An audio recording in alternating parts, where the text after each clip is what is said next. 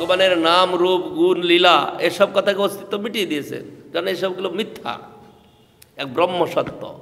কিন্তু কেন করেছেন তিনি? তাহার নাহিক দোষ, ঈশ্বরাজ্ঞা পাইয়া গৌণার্থ করিল মুখ্যার্থ আচ্ছা দিয়া।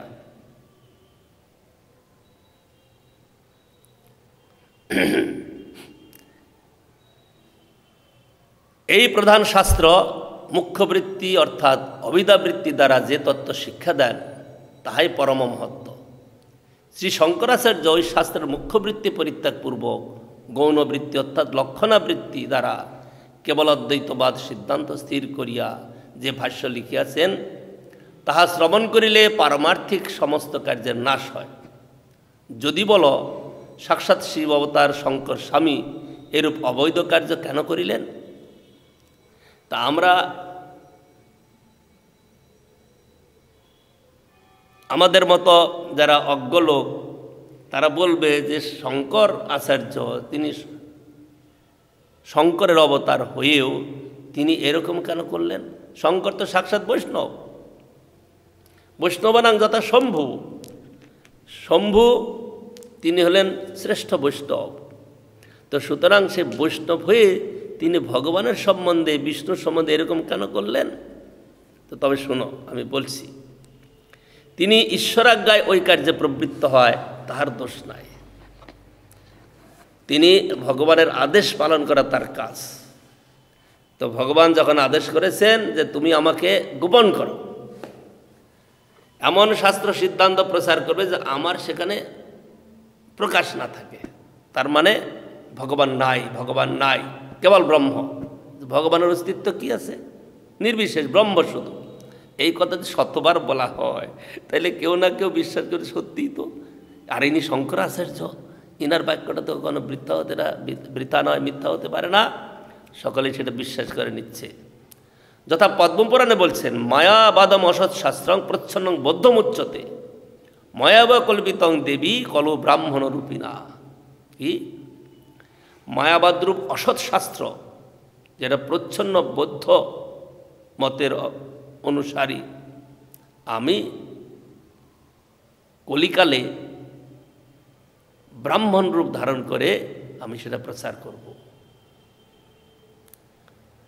এটা পদ্মপুরাণে শ্রী মহাদেব দেবীকে বলছেন। মায়াবাদম অসৎ শাস্ত্রং প্রচ্ছন্নং বৌদ্ধমুচ্যতে ময়েব কল্পিতং দেবী কলৌ ব্রাহ্মণ রূপিণা ব্রহ্মণস্য পরং রূপং নির্গুণং বক্ষতে ময়া সর্বসং জগতপস্য মোহনার্থং কলৌ যুগে। কলিকালে এই আসুরিক প্রবৃত্তির লোকদের মোহিত করার জন্য আমি এই শাস্ত্র প্রচার করব। কারণ শঙ্করাচার্যের যে উদ্দেশ্য সেটা সফল হয়েছে। কারণ যদি বিচার করে দেখা যায়, সব লোক যদি তামসিক রাজসিক সাত্ত্বিক প্রবৃত্তির যত লোক আছে সব যদি ভক্তির কাছে যায় তাহলে ভক্তির ভক্তিত্ব নষ্ট করে দেবে। কারণ রাজসিক তামসিক লোকগুলোকে পৃথক করতে হবে। যদি সেখানে পৃথক না করা যায়, সাত্ত্বিক প্রবৃত্তির লোকেরা ভগবত ভক্তির অনুশীলন করতে পারবে না। সেখানে সকলে গিয়ে, কারণ ওদের প্রভাব বেশি, ওদের প্রভাব বেশি থাকার জন্য ওরা কি করবে, তাদের মতটাকে চাপিয়ে দিয়ে ভক্তিকে একেবারে বিনাশ করে দেবে। কারণ ভক্তির যে শরণাপত্তির কথাটা সেখানে থাকবে না। সেই জন্য তার উপরে আদেশ করলেন। সেই সময়টা এমনই ছিল, কারণ বৌদ্ধবাদ জগৎকে একেবারে ভক্তি মার্গের থেকে পৃথক করে নিয়ে যাচ্ছিল। সেখানেও ভগবানের অস্তিত্ব মানা হচ্ছে না।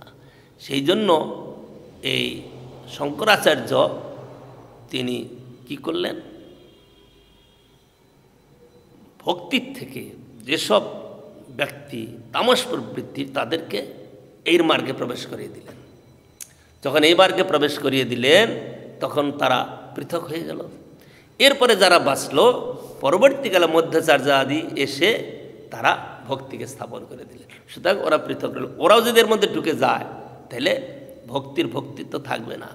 সেই জন্য এটা ভগবানের আদেশ শঙ্করাচার্যের প্রতি বা শঙ্করের প্রতি শিবের প্রতি সুন্দর কার্য করেছে। সেই জন্য মহাপ্রভু তাকে আচার্য বলে সম্মান করেছেন, কারণ তিনি যে মতটা প্রকাশ করেছেন, প্রচার করেছেন, যদি সেই মত না হতো প্রচার, তাহলে আজকে ভক্তির অস্তিত্বই থাকতো না। কারণ সব লোক মানে ভক্তি সম্বন্ধে আলোচনা না করে সব একভাবে চলত। সেই জন্য মায়াবাদ প্রকাশ হওয়াতে ভক্তিবাদটা আলাদা একটা ধরার মতো কার্য হয়ে গেল।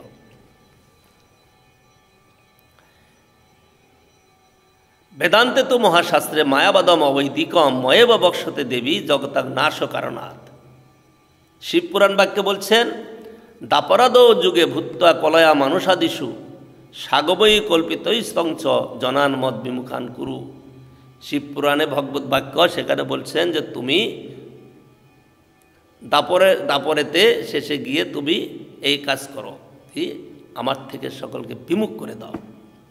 যে আমার থেকে বিমুখ করলে পরে কি হবে, যারা বাঁচবে তারা শুদ্ধ ভক্তি করবে, আর তাহলে সকলে মিলে ভক্তিকেই একেবারে আচ্ছাদিত করে দেবে। ব্রহ্ম শব্দে মুখ্য অর্থে কহে ভগবান, চিদৈশ্বর্য পরিপূর্ণ অনূর্ধ্ব সমান। যেমন শ্রীমদ্ ভাগবত বলছেন, বদন্তি তত্ত্ববিদস্তং যজ্ঞানমধ্যয়ম ব্রহ্মেতি পরমাত্মাইতি ভগবানিতি শব্দতে।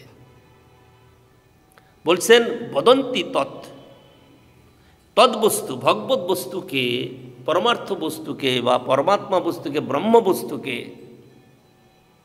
বিদ্বানগণ, তত্ত্ববিদ যারা, তারা কি বলছেন, অদ্বয় জ্ঞান তত্ত্ব। সেই অদ্বয় জ্ঞান তত্ত্বে বলছেন তিনটা প্রকাশ। একই অদ্বয় জ্ঞান তত্ত্ব, একই ভগবত বস্তু, কিন্তু সে তিনভাবে জানা যায়। একটা কি, ব্রহ্মেতি পরমাত্মাইতি ভগবান ইতি শব্দতে।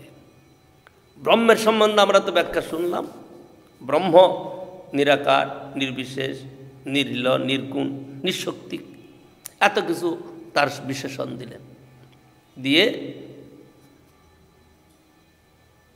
ব্যাখ্যা করলেন। এখন পরমাত্মা সম্বন্ধে বললেন যে ইনি আংশিক সবিশেষ, ইনি আংশিক লীলাপরায়ণ। তিনি আংশিক লীলা করেন, তার নিজস্ব কোনো লীলা নয়, মায়া আর জীবকে নিয়ে লীলা। জীব যখন মায়া ভগবানকে ভুলে যায়, ভুলে গিয়ে যখন বিষয়ে তাবিষ্ট হয়, তখন পরমাত্মার কার্য চলে। পরমাত্মা তখন কি করেন, তাদেরকে, সমস্ত জীবগণকে বিষয় ভোগ করার মতো সহযোগ দেন। কারণ পরমাত্মা না থাকলে সাথে জীব বিষয় ভোগ করতে পারে না, কারণ তার অস্তিত্বই থাকবে না। আর ভগবান তিনি হলেন পরিপূর্ণ বস্তু, তিনি সাকার, তিনি সগুণ। সগুণ বলতে মায়িক গুণ নয়, অপ্রাকৃত অনন্ত গুণযুক্ত তিনি। তার এই মায়িক গুণ যাকে বলা হবে সত্যরজতম মায়িক গুণ না, তিনি অপ্রাকৃত চিন্ময় অনন্ত গুণে যুক্ত। সুতরাং সেই ভগবান বলছেন চিদৈশ্বর্য পরিপূর্ণ অনূর্ধ্ব সমান, তার সমান কেউ নাই, তার ঊর্ধ্বে কেউ নাই। সুতরাং সেই ভগবান সম্বন্ধে যখন শঙ্করাচার্য ব্যাখ্যা করছেন, তাকে আচ্ছাদিত করে দিয়েছেন যে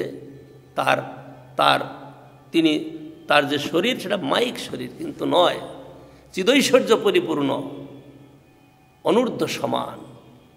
তাহার বিভূতি দেহ সব চিদাকার, চিৎ বিভূতি আচ্ছাদি তারে কহে নিরাকার। তাদের চিৎ বিভূতি, আমরা আছি মায়িক বিভূতিতে। গীতাতে কৃষ্ণ কি বললেন, এটা একপাদ বিভূতি। এই জীবলোক, মায়িক লোক, এটা একপাদ বিভূতি। আর তার ত্রিপাদ বিভূতি, তার অপ্রাকৃত চিন্ময়, সেটা ত্রিপাদ বিভূতি। ত্রিপাদ কি, যেখানে কি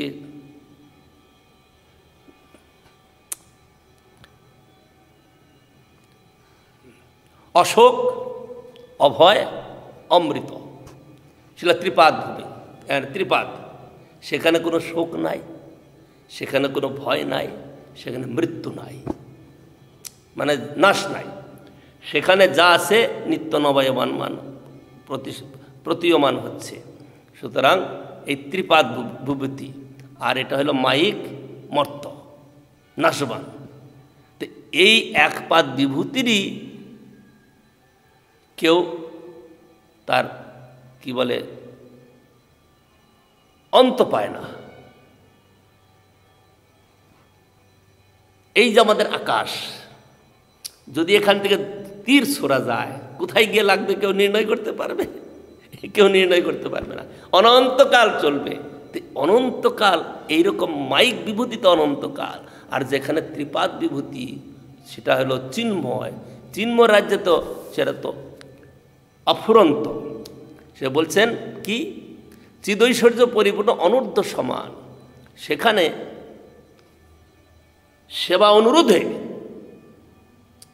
ভগবানের সেবা অনুরোধে কখনো সংকুচিত, কখনো প্রসারিত। যেমন নন্দ মহারাজ ছিলেন গোবর্ধনে, যেদিন কৃষ্ণের দামবন্ধন লীলা হয়, যেদিন যমলোর্জুন ভঞ্জন হয়, নন্দ মহারাজ ছিলেন সেদিন গোবর্ধনে। সেদিন ইন্দ্র পূজা করছেন। যেদিন ইন্দ্র পূজা হবে সেই দিনই তো, বা তার আগের দিন দামবন্ধন। এদিকে দামবন্ধন কৃষ্ণকে তো বেঁধেছেন মা। বাঁধার পরে কৃষ্ণ যখন ওই যমলোর্জুনকে ভঞ্জন করেছেন, তাদের ভীষণ আওয়াজ হয়েছে পড়ে গিয়ে। যখন সে বৃক্ষ দুটা দুই দিকে পড়ে গিয়েছে তার মূল সহিতে ভীষণ আওয়াজ, সেই আওয়াজ গোবর্ধনের থেকে নন্দমারা শুনেছেন যে নিশ্চয়ই কোনো উৎপাত হয়েছে আমার গোকুলেতে। সঙ্গে সঙ্গে উপস্থিত, মানে তখন সংকুচিত হয়ে গেছে এই লীলা অনুরোধে, কখনো প্রসারিত, কখনো সংকুচিত। বৃন্দাবনে কৃষ্ণ সখাদের নিয়ে লীলা করছেন। বলছেন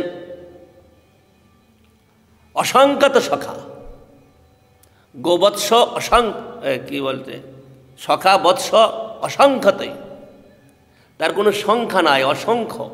তাই ওইটুকু তো বৃন্দাবন আমরা দেখি, তাই না?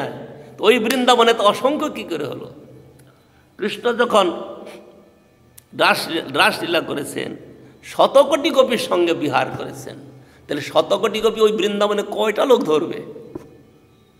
1 কোটি লোক ধরবে, 50 লক্ষ লোকই ধরবে না। আর শতকোটি গোপীর সঙ্গে কৃষ্ণ বিহার, কৃষ্ণ তাও কি করেছেন, যত গোপী তত কৃষ্ণ। অপূর্ব তার লীলা। তো এইরকম যিনি লীলা পরায়ণ, এটা কিসের দ্বারা হচ্ছে? চিৎ বিভূতির দ্বারা। সুতরাং এই চিৎ বিভূতিকে শঙ্করাচার্য আচ্ছাদন করে দিয়েছেন, যাতে চিৎ বিভূতি নাই, সব মায়িক। কৃষ্ণ মূর্তি মায়িক, কৃষ্ণ সেবা মায়িক, এইটা বলে দিয়ে তিনি মায়াবাদ স্থাপন করেছেন। সুতরাং ভক্তগণ এটাকে স্বীকার করে না। এই জন্য মহাপ্রভু বলছেন আমি বেদান্ত শুনি না। বেদান্ত শুনি না মানে বেদান্ত শুনি অন্য আচার্যের রচিত যে বেদান্ত, যেখানে ভক্তিবাদ প্রতিষ্ঠিত হয়েছে তাকে শুনি। আর শঙ্করাচার্যের বেদান্ত, সেটা শুনলে সর্বকার্য নাশ হয়, নাশ হয় সর্বকার্য। তাহার শ্রবণে নাশ হয় সর্বকার্য, মানে ভগবান নাই, ভক্তের হৃদয় ফেটে যাবে সেই কথা শুনে। কারণ যে ভগবানের প্রতি শরণাপত্তি হয়ে, শরণাগত হয়ে তার সেবা করছে, তাকে অনুভব করছে সে প্রতি পদে পদে, তাকে যদি কেউ বলে ভগবান নাই, ছেড়ে দাও এসব কথা। খট্টাঙ্গ রাজা, খট্টাঙ্গ রাজা দেবতাদের হয়ে তিনি লড়াই করেছিলেন অসুরদের বিরুদ্ধে। তো লড়াই করার পরে তিনি অসুরদের পরাজিত করে দেবতাদের জয় করে দেন। যখন দেবতারা নিরঙ্কুশ হয়ে গেলেন, তাদের আর কোনো শত্রু রইল না, তখন খট্টাঙ্গ রাজাকে বললেন যে আপনি এবার বিশ্রাম নিতে পারেন। খট্টাঙ্গ রাজা বললেন আমার কতটা আয়ু আছে আর? তো বললেন যে দেবমানের 1 মুহূর্ত, কিন্তু মর্তমানের লম্বা সময় আছে। তাহলে আমাকে এক কাজ করুন, এখনই আমাকে মর্তে পৌঁছিয়ে দিন। আমি ভগবানের আরাধনা করব। তো খট্টাঙ্গ রাজা তিনি ধ্যানে বসেছেন। সেই সময় অসুরগুলা তো তারা তো রয়েছে, সব মরে নাই তো, সব কানে কাছে ভগবান নাই, ভগবান নাই, ভগবান নাই, আর চিৎকার শুরু করে দিয়েছে। তো চিৎকার শুরু করে তখন তিনি বললেন, প্রভু এদেরকে আপনি একটু শুদ্ধ করে দিন, এরা এত পাপী যে আমারও সাধন করতে দিচ্ছে না। তো ভগবত কৃপায় সেই অসুরগুলা পর্যন্ত শুদ্ধ হয়ে গেল ভক্তের আশীর্বাদ, ভক্তের প্রার্থনায়। সুতরাং সেই কথাগুলা এরা বুঝতে পারবে না যে ভগবত কৃপায় যে এত কিছু হয়, ভক্তগণ যে সেইটাকে মান্যতা দেয়, ভক্তগণ যে তাকেই প্রাধান্য দিয়ে নিজেদের জীবন পরিচালনা করে, এই কথাটা এরা বুঝতে পারে না। এরা বলে না ভগবান নাই, কারণ তাদের কানে ওই ভগবান নাই, ভগবান নাই কথাটা, অদ্বৈত ব্রহ্মবাদ কথাটাই তো সর্বদাই শুনছে তারা। কিন্তু তারা আবার মনে রাখবে, তারা কিন্তু আবার এই পূজা করে, মূর্তি পূজা করে। কিন্তু মূর্তি পূজা করলেও মূর্তি যে সাক্ষাৎ, এ কথাটা তারা বুঝে না। এরা তারা কি বুঝে? সেই ব্রহ্মপ্রাপ্তির জন্য একটা অবলম্বন কিছু নিতে হয়, সেই অবলম্বন নিয়ে চলে। কিন্তু ভক্তগণ তা বলে না। ভক্তগণ বলেন কি, প্রতিমা নহ তুমি, প্রতিমা নহ তুমি, সাক্ষাৎ ব্রজেন্দ্রনন্দন, ব্রজেন্দ্রনন্দন কৃষ্ণ তুমি সাক্ষাৎ, তুমি প্রতিমা নহ। কারণ আমরা আমাদের বিশ্বাস হোক বা যাই হোক, এই মায়াবাদীদের কথা নয়, আমাদের অনেক শাস্ত্রাদিতে বর্ণনা আছে, অনেক অনেক ভক্তের সঙ্গে বিগ্রহই অনেক অনেক লীলা করেছেন না?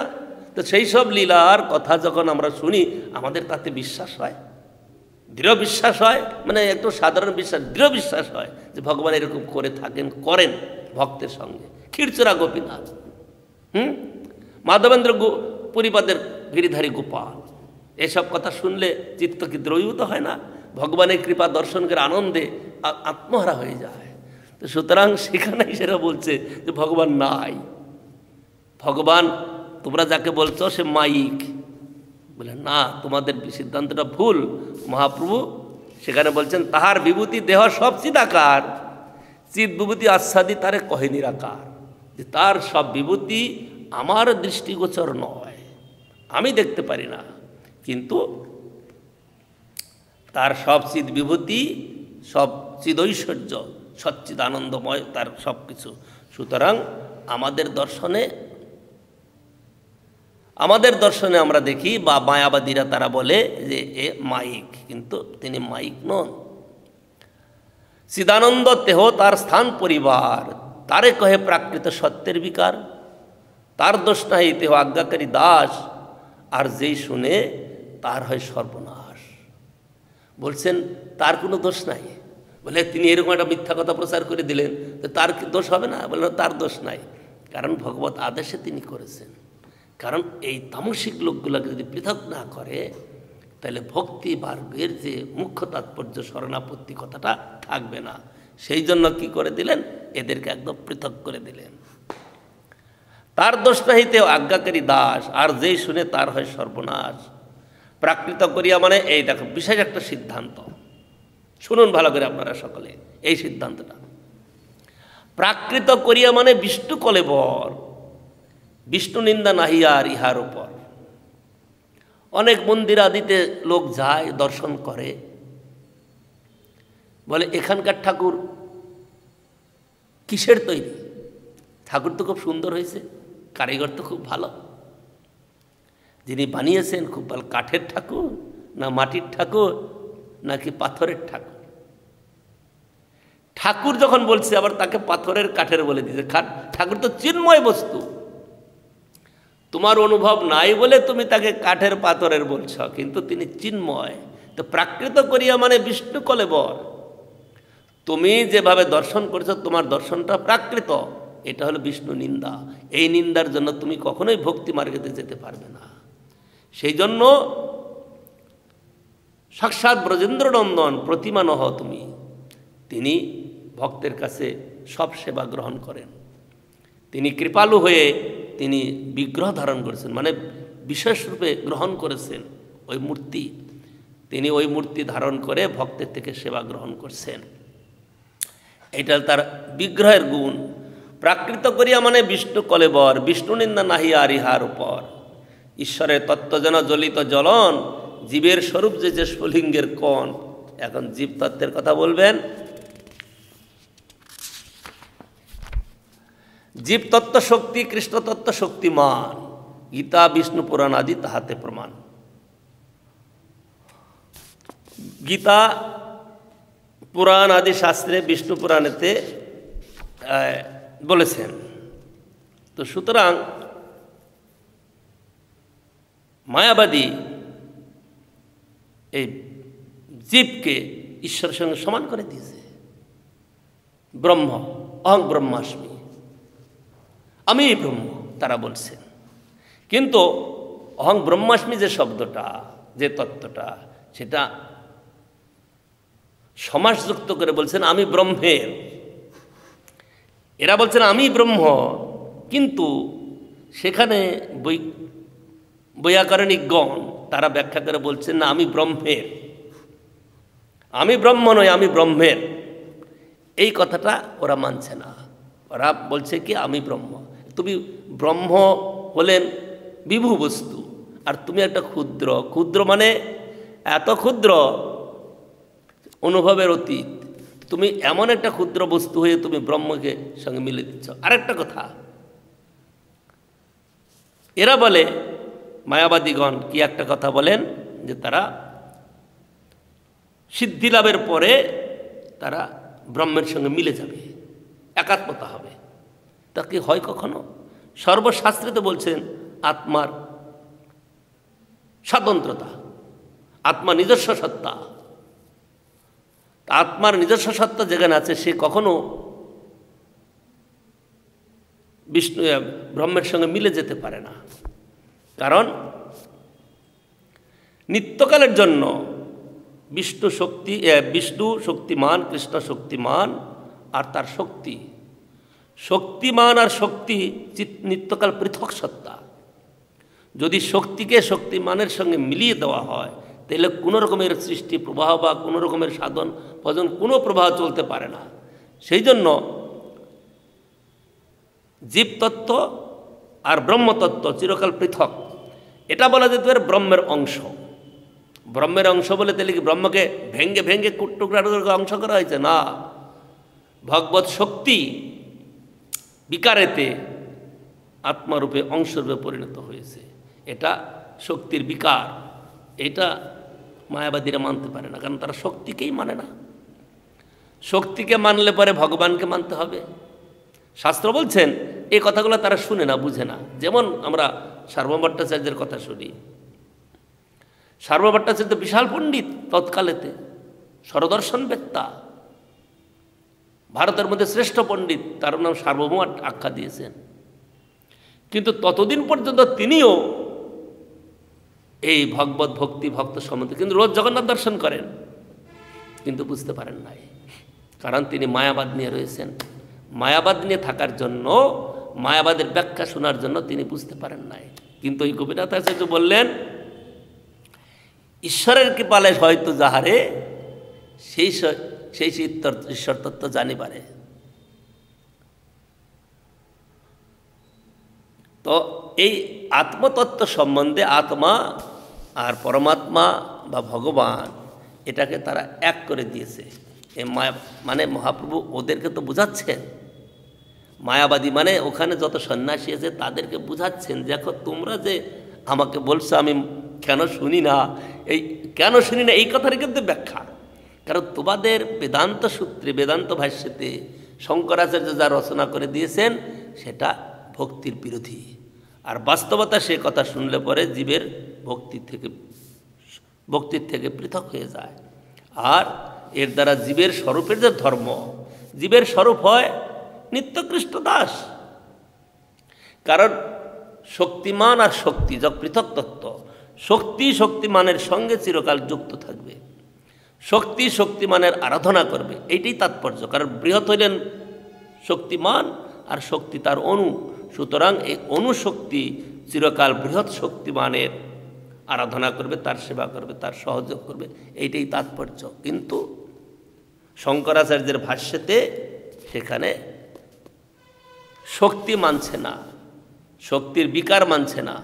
শক্তির বিকার শক্তিকে না মানার জন্য সমস্ত জটিলতার প্রকাশ পেয়েছে।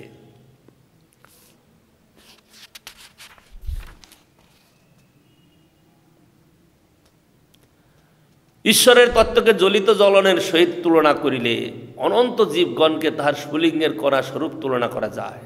তাৎপর্য এই যে ঈশ্বর চিন্ময়, অসীম, জ্বলিত অগ্নিবিশেষ। অনন্ত জীব সকল তাহা হইতে স্ফুলিঙ্গের কণা স্বরূপ পৃথক তত্ত্ব হইয়া নিশ্চিত হইয়াছে। এ স্থলে জীবের স্বরূপ গঠনে মায়ের কোনো ক্রিয়া নাই, অর্থাৎ কোনো প্রকার মায়ার ব্যাপার নাই, প্রাকৃত ব্যাপার নাই। যদি বলো এরূপ চিৎকণ গঠনের প্রয়োজন কি, তবে শোনো। ঈশ্বরের বিচিত্র স্বরূপ শক্তির দুই প্রকার প্রবৃত্তি, অসীম ক্রিয়াবৃত্তি প্রবৃত্তি ও অনুক্রিয়া প্রবৃত্তি। একটা বৃহৎ, একটা অনু, এই দুইটা ক্রিয়া প্রবৃত্তি রয়েছে তার স্বরূপ শক্তির। অসীম ক্রিয়া প্রবৃত্তি হইতে ঈশ্বর স্বরূপ ও জিত জগৎরূপ, জিত জগৎরূপ বৈকুণ্ঠ তত্ত্ব, এই প্রবৃত্তিকে চিৎ শক্তি বলে। আর অনুক্রিয়া প্রবৃত্তিযুক্ত অনুচৈতন্যরূপ অনন্ত জীব, এই প্রবৃত্তিকে জীব শক্তি বলে। স্বরূপ শক্তির যদি এই উভয় বৃত্তি না থাকতো তাহলে তার পূর্ণতার হানি হইত। পূর্ণ ঐশ্বর্য ভগবানের শক্তিগত অনুক্রিয়ারূপ জীবের অস্তিত্ব অবশ্যম্ভাব্য ও অপরিহার্য। অতএব জীবতত্ত্ব হইতে কৃষ্ণতত্ত্বে শক্তিমত্তা, জীবতত্ত্ব না থাকিলে কৃষ্ণের পূর্ণ শক্তিমত্তা স্বীকৃত হইত না। ঈশিতব্যের অভাবে ইশতার অভাব হয়, মানে জীবতত্ত্ব না থাকলে তো ভগবান কি কে জানতো, জানার প্রয়োজনটা কী হতো। সুতরাং ভগবান আছেন, তার শক্তি আছে, তো শক্তি মানে তার ভক্ত আছে, এই ভক্ত ভগবানের সঙ্গে নিত্য বিলাস চলছে। এই কথাটা শঙ্করাচার্যের মত মানছে না। না মানার জন্য তাদের মায়াবাদ মহাপ্রভু শুনছেন না, না শুনে তিনি এড়িয়ে যাচ্ছেন। এই কথাগুলা তিনি ব্যাখ্যা করে শোনাচ্ছেন। হেন জীবতত্ত্ব লইয়া লিখি পরতত্ত্ব, আচ্ছন্ন করিল শ্রেষ্ঠ ঈশ্বর মহত্ব। ব্যাসের সূত্রেতে কহে পরিণামবাদ, ব্যাসভ্রান্ত বলি তার উঠাইল বিবাদ। পরিণামবাদে হয় ঈশ্বর হয়েন বিকারী, এতকেই বিপর্দাবাদ ছাপনা যে করি। এখানে পরিণামবাদ স্বীকার করছেন না শঙ্করাচার্য, কারণ পরিণামবাদ স্বীকার করতে গেলে শক্তি মানতে হবে। শক্তির পরিণাম, শক্তির পরিণাম কীরকম? শক্তির পরিণাম মানে ক্রিয়া, কার্য, এটা কার্যের ফলাফল আছে, কিন্তু এই পরিণামবাদেতে তিনি মানছেন না। তিনি না মানে বলছেন পরিণামবাদ মানতে গেলে ঈশ্বর বিকারী, ঈশ্বর মানে বিকারপ্রাপ্ত হয়েছেন, কিন্তু ঈশ্বর বিকারপ্রাপ্ত হন নাই। ঈশ্বরের স্বরূপ শক্তির এমন ঐশ্বর্য যে তিনি ঈশ্বরকে স্বতঃসম্প্রতি রেখেও তিনি নূতন কিছু করে যাচ্ছেন তার শক্তির বিকারেতে। এই কথাটা মায়াবাদীর অনুভব করতে না পেরে তারা বিবর্তবাদ স্থাপনা করছেন। বস্তুত পরিণামবাদ সেই সে প্রমাণ, দেহে আত্মবুদ্ধি এই বিবর্তের স্থান। দেহে আত্মবুদ্ধি মানে দেহে আত্মবুদ্ধি মানে আমাদের সাধারণ বিচারেতে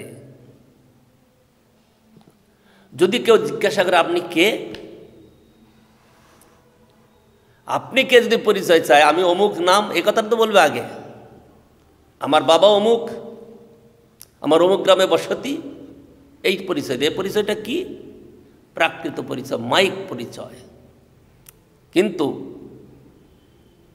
এটা প্রকৃত পরিচয় নয়। আমি আত্মা। সনাতন গোস্বামীপাদকে যখন মহাপ্রভু বলছেন আত্মার স্বরূপ হয়, জীবের স্বরূপ হয় নিত্যকৃষ্ণ দাস, কৃষ্ণের তটস্থা শক্তি ভেদাভেদ প্রকাশ। তো এই যে আত্মবুদ্ধি দেহেতে, এটাই বিবর্তের স্থান। প্রকৃত বিবর্তবাদ স্থাপনা অন্যভাবে হবে না। অবিচিন্ত শক্তিযুক্ত শ্রী ভগবান ইচ্ছায় জগৎরূপে পায় পরিণাম। এই যে আমরা জগৎ দেখছি, এটাও কিন্তু ঈশ্বর, কারণ তিনি ছাড়া কিছু নাই। তো তাহলে তো ভগবান যদি হয় তাহলে আমরা তো এই ভগবানের উপর চলছি ফিরছি খাচ্ছি দাচ্ছি সব কিছু করছি না। এটা তিনি এই জীবেদের লীলা, জীবের সঙ্গে লীলা করার জন্য তিনি একটা প্রাকৃত রূপে প্রকাশিত হয়েছেন। প্রাকৃত রূপে প্রকাশিত হতে গিয়ে তিনি যে লীলা করেছেন, প্রথমে মহাবিষ্ণু কারণদোষায়ী, তারপরে গর্ভদোষায়ী বিষ্ণু, তারপরে ক্ষীরাদিশায়ী বিষ্ণু, তারপরে শেষদেব হয়ে তিনি ব্রহ্মাণ্ড পরিচালনা করছেন। তো সুতরাং ইচ্ছায় জগৎ রূপে পায় পরিণাম। তথাপি অচিন্ত শক্তি হয় অবিকারী, প্রাকৃত চিন্তামণি তাহে দৃষ্টান্ত যে ধরি। যদিও তিনি দেখা যাচ্ছে বিকারী হচ্ছেন, কিন্তু অচিন্ত শক্তিতে অবিকারী। তার ইচ্ছা শক্তিতে কার্য চলছে, তার তিনি যেটা ইচ্ছা করছেন সেটা হচ্ছে, সেখানে তার বিকার হওয়ার তো কোনো প্রশ্ন আসে না।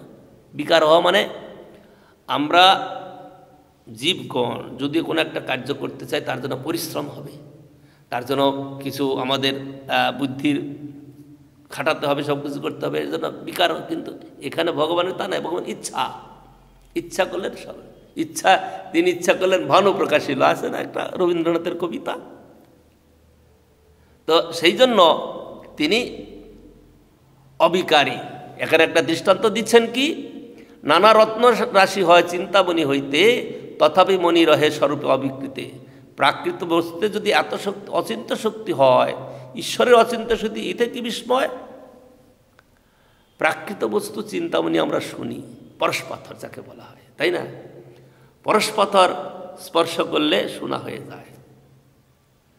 অথবা এই চিন্তামণি, তার কাছে যা চিন্তা করা যায় তিনি তাই দিয়ে দেন। তা এই চিন্তামণি প্রাকৃত, তার যদি এত শক্তি থাকে, আর অপ্রাকৃত ঈশ্বর তার অচিন্ত শক্তি থাকবে না, এটা কেমন কথা হলো? সুতরাং তার অচিন্ত শক্তি, এটাতে বিস্ময় হওয়ার কিছু নাই। প্রণব সে মহাবাক্য বেদের নিধান। প্রণব হইল ওম যে শব্দ, এতেই সমস্ত কিছু নিহিত আছে। প্রাকৃত অপ্রাকৃত চিন্ময় বস্তু আদি যা কিছু, সমস্ত কিছু ওর মধ্যে আছে ওম। কিন্তু সেইটাই হলো মহাবাক্য, ঈশ্বর স্বরূপ প্রণব সর্ববিশ্বধাম। সর্বাচ্য ঈশ্বরের প্রণব উদ্দেশ্য, তত্ত্বমসী বাক্য হয় বেদের এক দেশ। ওই কি বলে শঙ্করাচার্য 4টা মহাবাক্য বেদের থেকে উদ্ধার করেছে। একটা তত্ত্বমসী, একটা হলো অহং ব্রহ্মাস্মি, আরেকটা কি তত্ত্বমসী, অহং ব্রহ্মাস্মি, এসব আলোচনা আমরা কম করি। তো 4টা মহাবাক্য তিনি উদ্ধার করেছেন। কিন্তু এটা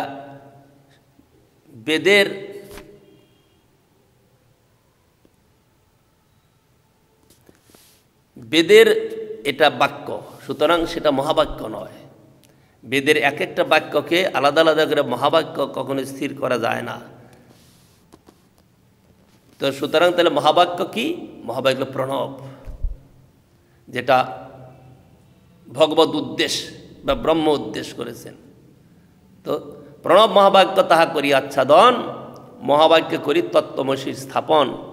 সর্ববেদ সূত্রে করে কৃষ্ণের অভিধান, মুখ্যবৃত্তি সারি করিল লক্ষণা ব্যাখ্যান। শত প্রমাণ বেদ প্রমাণ শিরোমণি, লক্ষণা করিলে শত প্রমাণ তাহার। লক্ষণা মানে নিজের মত ব্যাখ্যা করে শোনানো, যেটা মূল সূত্রে মূল কথাতে যে ব্যাখ্যা হয়েছে সেই ব্যাখ্যাকে আচ্ছাদন করার জন্য নতুন নতুন কল্পিত ব্যাখ্যা করে যেটাকে স্থাপন করে তাকে লক্ষণা বলা হয়। তো লক্ষণা করলে শতপ্রমাণতা যেটা, তার হানি হয়ে যায়। এই মত প্রতিসূত্রে সহজার্থ ছাড়িয়া গৌণার্থ ব্যাখ্যা করে কল্পনা করিয়া, এই মতে প্রতিসূত্রে করেন দূষণ, শুনি চমৎকার হইল সন্ন্যাসীর গণ। বলে আপনি বেদান্ত শুনেন না কেন, তাতে কি দোষ? মহাপ্রভু বলছেন আমি বলতে পারি যদি আপনারা মন খারাপ না করেন, অসন্তুষ্ট না হন। এতগুলো বেদের দোষ দেখি, এবারে বেদান্তের, শঙ্কর বেদান্তের দোষ দেখাচ্ছে। বেদান্তের দোষ নয়, শঙ্কর রচিত যে বেদান্ত ভাষ্য তার দোষ দিচ্ছেন। তখন সন্ন্যাসীগণ কি বলছেন? এই মতে প্রতিসূত্রে করেন দূষণ, শুনি চমৎকার হইল সন্ন্যাসীর গণ। সকল সন্ন্যাসী কহে শোনহ শ্রীপাদ, তুমি যে খণ্ডিল অর্থ এ নহে বিবাদ। আচার্য কল্পিত অর্থ ইহা সবে জানি, সম্প্রদায় অনুরোধে তবু তাহা মানি। ঘটনা কি হলো, এই যে মহাপ্রভুর শিক্ষা, তার যে উপদেশ, তার যে ব্যাখ্যা, এর কৃষ্ণদাস কবিরাজ উৎসাহীপাদ এখানে রচনা করে এইভাবে দিয়েছেন। এ কথা শুনলেও মায়াবাদীরা কিন্তু ধরতে পারবে না। আমি একটা ভাষণে শুনছিলাম, একজন মায়াবাদী সন্ন্যাসী তিনি বলছেন যে আমাদেরকে গৌরীয়রা মায়াবাদী বলে, গৌরীয়রা আমাদেরকে মায়াবাদী বলে। তো কিন্তু তুমি মায়াবাদী কেন বলে এ কথাটা তাকে বুঝো। তিনি মানে রহস্য করে বলছেন যে গৌরীয়রা আমাদেরকে মায়াবাদী বলে, আমরা মায়াবাদী সন্ন্যাসী। তিনি হিন্দিতে বলছেন, তিনি বলছেন আমাদেরকে গৌরীয়রা মায়াবাদী সন্ন্যাসী বলে, কেন তারা গৌরীয়দের সঙ্গে কোনো মেলামেশা করেন একটু হয়তো। কিন্তু কেন যে বলছেন, এই যে ব্যাখ্যাগুলা মহাপ্রভু শোনাচ্ছেন, সকল সন্ন্যাসী হয়ে শুনো শ্রীপাদ, তুমি যে খণ্ডিল অর্থ এ নহে বিবাদ। এই যে এরাও বুঝে জানে, কিন্তু এরা ধরতে পারে না, কারণ ঈশ্বরের কৃপালেশ হয়ে নাই। আরেকটা কথা, যে এদের যে তামসিক বৃত্তিটা, এটাকে যদি জাগিয়ে না রাখে তাহলে ভক্তিকে এরা নষ্ট করে দেবে, কারণ এর শরণাপত্তির কথা বুঝবে না। বহুদিন আগের কথা বলছি, এলাহাবাদে যখন ছিলাম তখন এরকম একজন মায়াবাদী সন্ন্যাসী তিনি এসেছিলেন। এসে কিছুদিন আমাদের সঙ্গে রইলেন, বলে আমি এখন গৌরীয় মঠে থাকবো, গৌরীয় মঠের হয়ে যাব। কিন্তু এতদিন তিনি অন্য সঙ্গ করেছেন, আমাদের সঙ্গে থাকবেন কি করে? আমাদের সঙ্গে তার ভালো লাগলো না। কিছুদিন থাকার পরে সে মেলামেশা সব কিছু হচ্ছে, কিন্তু আমাদের সিদ্ধান্ত না বুঝলে সে কি করে থাকবে? সিদ্ধান্তই তাকে তো শক্তি প্রদান করবে। এই যে আমাদের বলা হয় যে হরিকথা শোনো, হরিকথা শুনলে পরে কি হবে? হরিকথা শুনলে পরে শক্তি প্রদান করে। সেই জন্য কৃষ্ণদাস কবিরাজ গোস্বামীপাদ বলছেন, সিদ্ধান্ত বলিয়া চিত্তে না করো অলস, ইহা হইতে কৃষ্ণে লাগে সুদৃঢ় মানস। তুমি ভজন করবে, তোমার চিত্ত কৃষ্ণতে কি করে লাগবে? সিদ্ধান্ত শুনবি যে কৃষ্ণ কি, তিনি অচিন্ত শক্তিমান, তিনি ঈশ্বর পরমেশ্বর, তিনি ঈশ্বর পরমকৃষ্ণ সচ্চিদানন্দ বিগ্রহ, অনাদির আদি গোবিন্দ সর্বকারণ কারণ। এইসব কথা ব্যাখ্যা যখন শুনবে তখন কৃষ্ণের প্রতি তোমার ভরসা আসবে, কৃষ্ণকে তখন বিশ্বাস করতে পারবে। আর মায়াবাদীর কথা শুনলে কোনোদিনই পারবে না। আচার্য কল্পিত অর্থ ইহা সবে জানি, সম্প্রদায় অনুরোধে তবু তাহা মানি। মুখ্যার্থ ব্যাখ্যা করো দেখি তোমার বল, মুখ্যার্থে লাগালো প্রভু সূত্র সকল। এরপরে অনেক ব্যাখ্যা হবে। মহাপ্রভু এই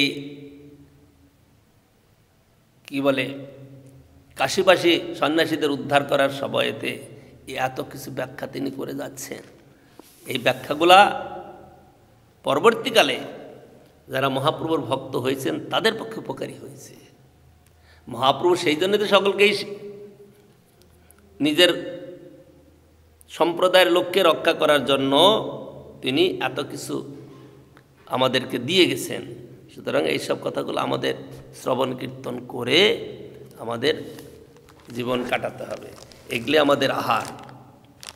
আমরা ভক্তরা কি ভোজন করবে? ভক্তরা ভোজন করবে ভগবানের কথা, কথামৃত। যদি কথামৃত না থাকে তাহলে ভক্ত অন্নপান শূন্য হয়ে যাবে।